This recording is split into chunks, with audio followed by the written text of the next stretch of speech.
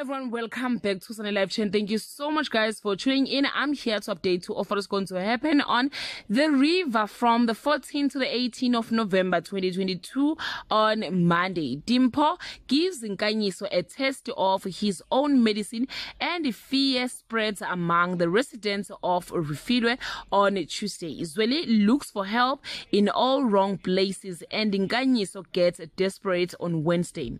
A dark cloud hovers over the streets of Refilwe, while Cobra does the extreme to fix mistake of the past on Thursday.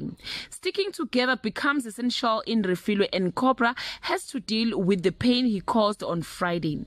Bukhosi realizes he's not at the top of the food chain and Zweli can't believe his luck. Guys, this is all I have for today. You can leave your comment below and share your opinion. Bye.